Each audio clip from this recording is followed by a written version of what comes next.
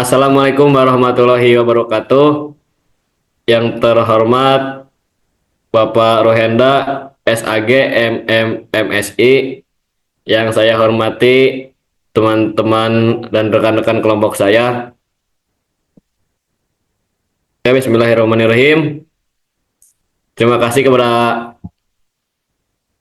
eh, teman-teman yang sudah mengikuti Zoom dan sudah meluangkan waktunya untuk mendengarkan saya memaparkan materi.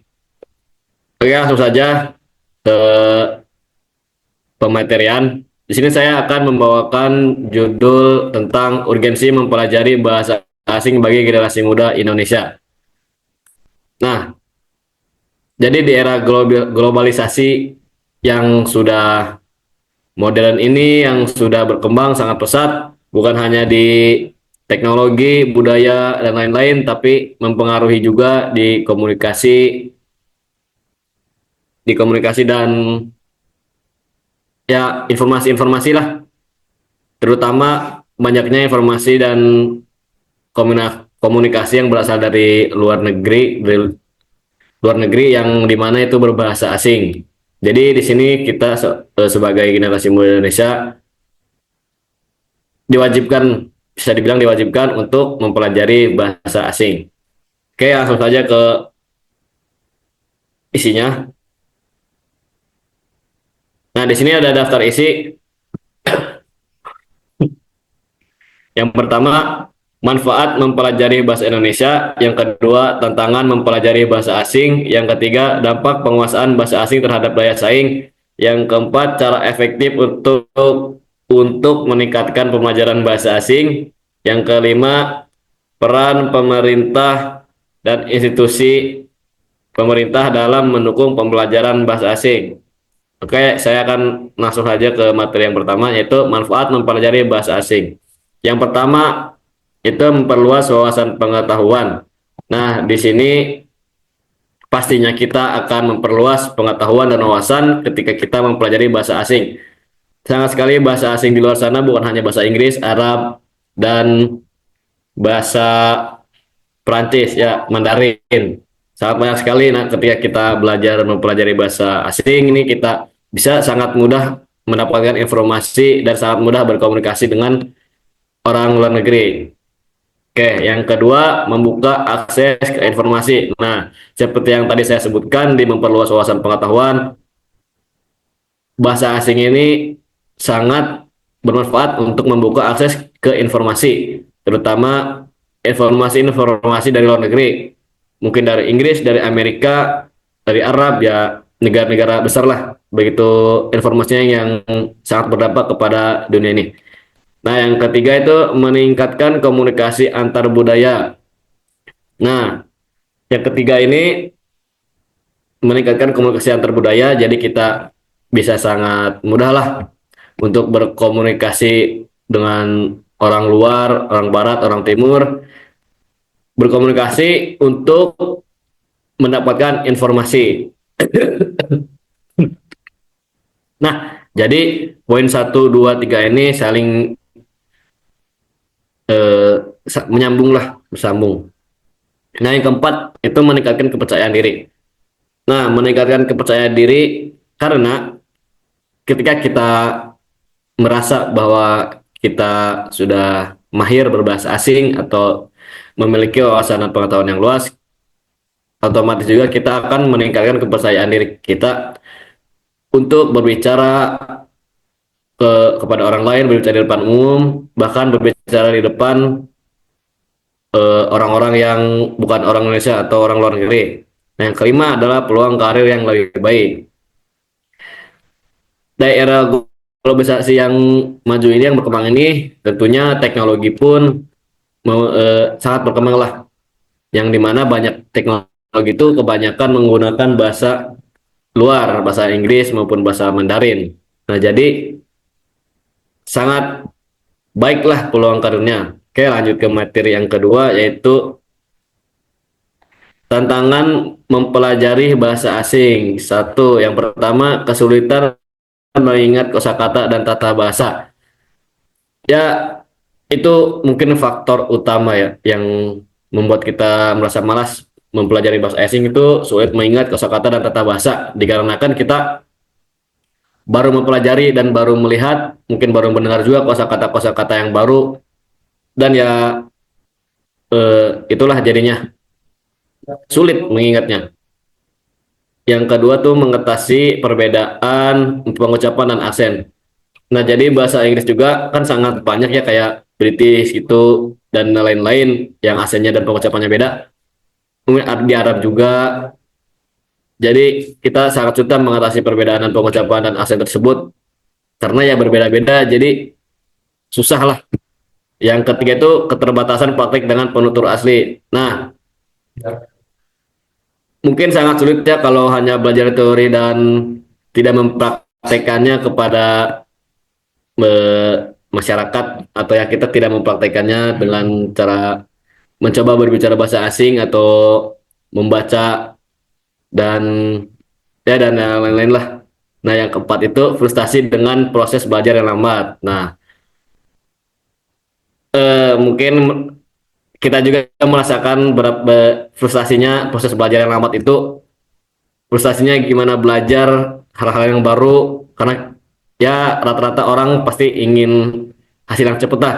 Saya ingin cepat-cepat hafal, saya ingin cepat-cepat mahir menjadi pembicara dengan bahasa asing dan yang lain-lain. Oke, lanjut ke materi selanjutnya, materi yang ketiga itu dampak penguasaan bahasa asing terhadap daya saing. Nah, dampak penguasaan bahasa asing terhadap daya saing itu yang pertama peningkatan peluang karir dan profesionalisme. Nah, jadi seperti yang tadi saya sebutkan di manfaat penguasaan bahasa asing itu peningkatan peluang karir dan profesionalisme. Jadi kita peluang karir kita tuh meningkat lah ketika kita menguasai bahasa asing karena ya zaman sudah berkembang, banyak yang sudah menggunakan bahasa Inggris, bahasa Mandarin dan lain-lain. Yang kedua tuh akses ke pasar global. Nah, jadi kita tuh bisa mengakses informasi-informasi atau mengakses apapun mungkin untuk bisnis atau sekedar relasi untuk luar negeri ya, untuk di global itu tuh sangat memudahkan kita lah jika kita menguasai bahasa asing, bahasa daerah tersebut. Yang ketiga itu peningkatan inovasi dan kolaborasi. Tentunya banyak sekali ide-ide inovasi dan kolaborasi kita terhadap orang lain atau terhadap sesuatu ketika kita menguasai eh, bahasa asing. Nah, yang keempat itu keunggulan dalam negosiasi. Nah, keunggulan dalam negosiasi ini sangat pentinglah kita memiliki skill negosiasi. Terutama kan kita negosiasi juga tidak hanya dengan orang Indonesia, ya kita menggunakan bahasa luar itu model bahasa Inggris, bahasa Prancis, bahasa Mandarin itu dengan orang-orang Cina ya. Kita negosiasi mungkin untuk bisnis atau sebuah proyek dan lain-lain. Yang kelima itu meningkatkan citra diri dan brand. Nah, tentunya kita akan menaikkan value diri kita sendiri, meningkatkan nilai kita sendiri, atau menaikkan nilai branding, personal branding kita sendiri ketika kita sudah menguasai bahasa asing. Oke, lanjut.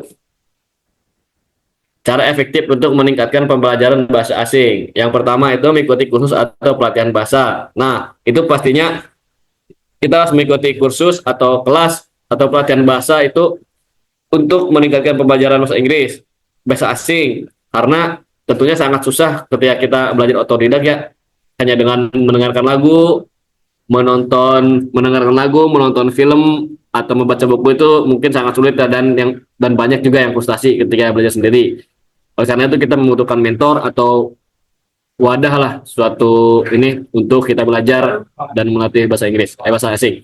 Yang kedua itu menulis dalam bahasa asing. Nah, ketika kita belajar bukan hanya mendengarkan saja, akan lebih memudahkan jika kita menulis dan mengimplementasikan, mempraktekannya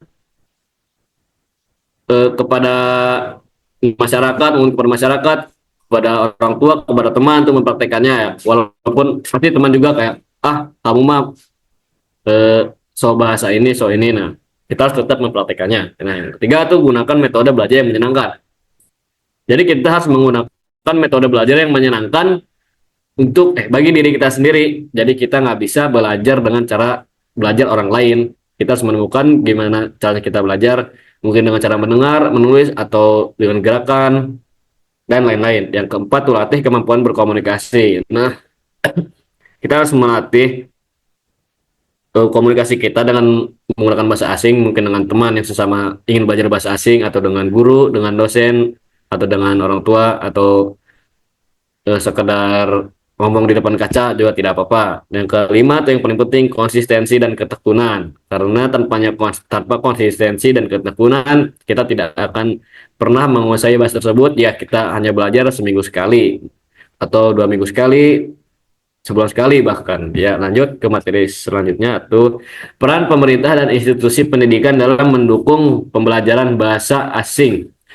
Yang pertama itu kebijakan pendidikan bahasa asing. Nah, jadi ya seperti yang kita alami tuh di sekolah tuh pasti ada pelajaran wajib bahasa asing.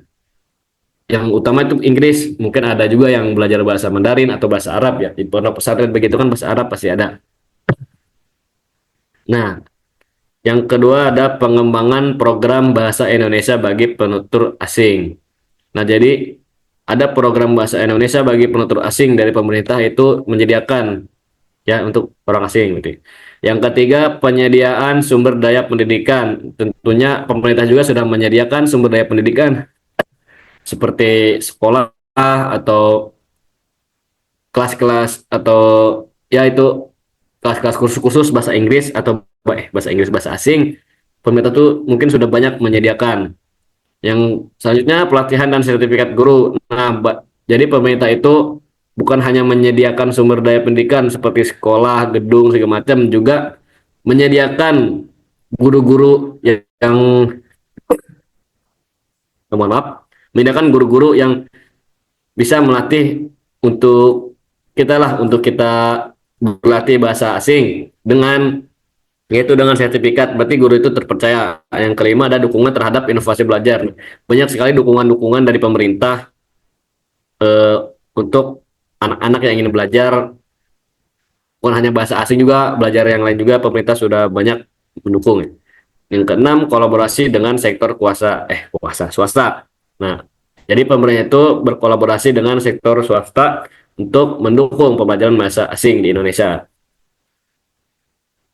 Nah, oke, mungkin cukup sekian materi yang saya sampaikan. Kita lanjut ke kesimpulan. Nah, kesimpulannya adalah kemampuan berbahasa asing memberikan banyak manfaat yang signifikan, baik bagi individu maupun organisasi.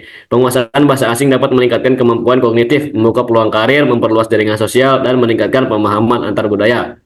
Nah, jadi kesimpulannya di sini adalah bagi generasi muda, eh, generasi emas Indonesia 2045 ya.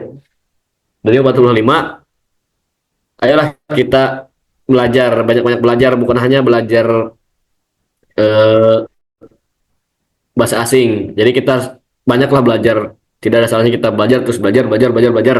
Karena untuk memperluas wawasan dan pengetahuan kita, itu juga akan balik untuk diri kita sendiri dan negara Indonesia yang saya cintai, yang kita cintai. Oke, terima kasih. Mungkin cukup sekian materi yang saya sampaikan. Terima kasih kepada teman-teman yang sudah menyempatkan waktunya untuk mengikuti presentasi kali ini. Kurang lebihnya mohon maaf. Assalamualaikum warahmatullahi wabarakatuh.